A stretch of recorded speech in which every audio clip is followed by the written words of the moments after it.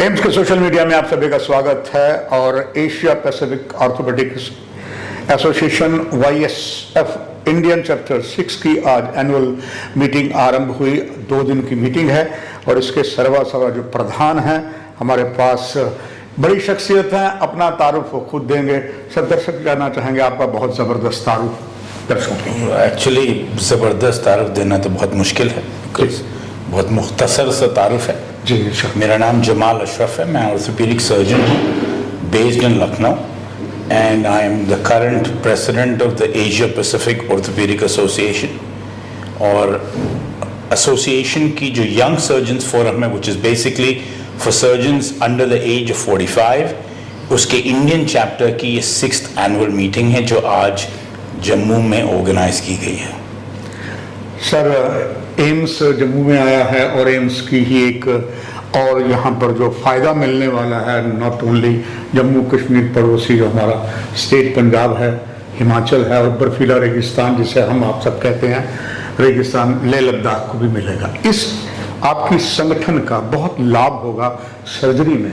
दर्शक ये जानना चाहेंगे, बहुत अच्छा जो 2 दिन का सेमिनार का शुरुआत हुई है, आज बिस्मिल्लाह हुआ है, उसका लाभ किस तरीके से अनुभव डॉक्टर यहाँ लेके बता के पेशेंट्स को मिलेगा? Actually, the aim of the Young Surgeons Forum is regretfully not to improve healthcare delivery, which probably जो आप मुझसे पूछ रहे हैं. The aim of the Young Surgeons Forum is to improve the clinical acumen, surgical skills, and more so leadership skills of the young surgeons. Secondly, हमारा एक basic aim ये है कि हम इन young surgeons को एक platform दें where they can express themselves, act as a communicator for the younger surgeons to the senior surgeons, and more so we groom the future leaders of the orthopedic community.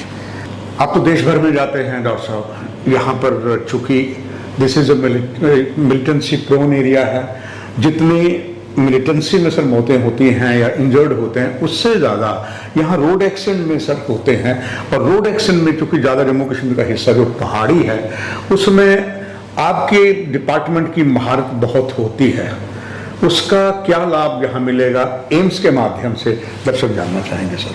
आपसे ये basic orthopaedic surgery बहुत advanced हो रही है। Yes sir. More so the advancement is on acute management, road traffic accident management. तो अब जो है वो बेसिक एम हम लोगों का सिर्फ लाइफ सेविंग नहीं होता है, life saving remains what it is, but the aim of modern medicine is to ensure कि जो मरीज जिसका एक्सीडेंट हुआ है न सिर्फ वो सर्वाइव करे बल्कि वो प्री इंजरी स्टेटस तक उसके फिजिकली वो रीगेन करे अपनी एबिलिटीज को।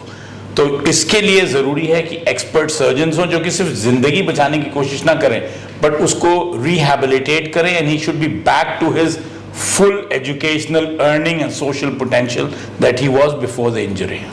सर, आप ही के डिपार्टमेंट में आप ही के कुलीग अब जो है रोबोटिक सर्जरी भी हो रही है जी। और आने वाले दिनों में शायद एम्स में भी ऐसा होगा और आपने कई जगह देखा भी होगा। सर, क्या डॉक्टर साहब उसका जो लाभ है लेटेस्ट टेक्नोलॉजी की जो सर्जरी ऑर्थोपेडिक्स में होगी वो कितना ज़बरदस्त काम जो है पेशेंट की लाइफ देने के लिए, पेशेंट को लिव लॉन्ग रहने के लिए सफल हो। Incidentally robotics and artificial intelligence की जो सर्जरीज हैं they are primarily for deformity correction and they are for joint replacement. मतलब घुटने प्रत्यारोपण या हिप जॉइंट रिप्लेसमेंट या और जो अब इवन एल्बो और एंकल रिप्लेसमेंट शुरू हो गए।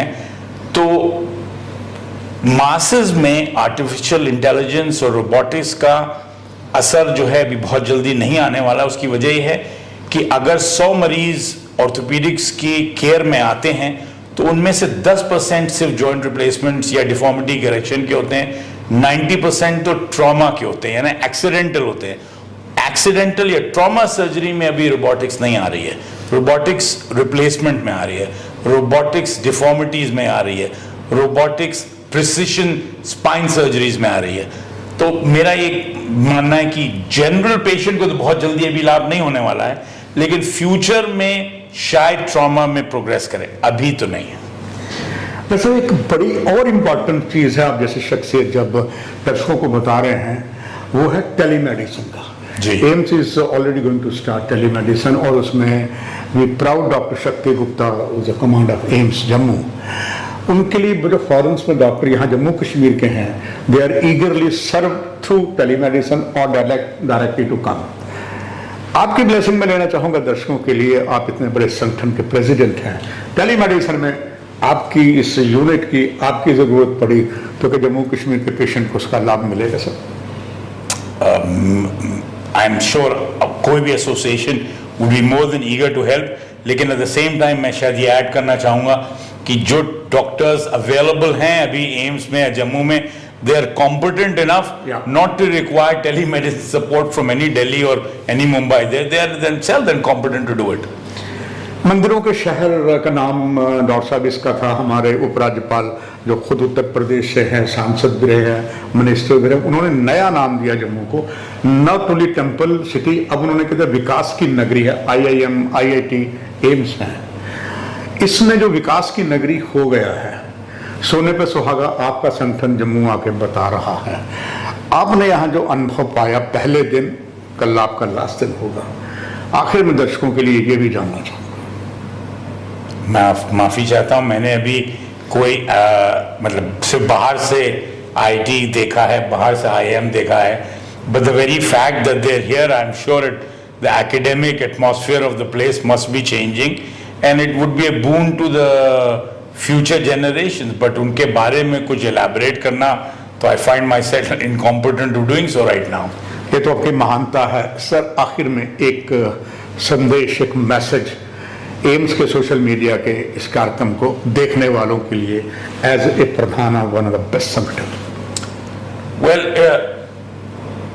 मैं सिर्फ ये कह सकता हूँ, आज से 25 साल पहले, 30 साल पहले जब हम मेडिकल कॉलेज में थे तो एम्स का मतलब सिर्फ न्यू दिल्ली था, और एम्स का मतलब एक premier institution providing the best medical care in India.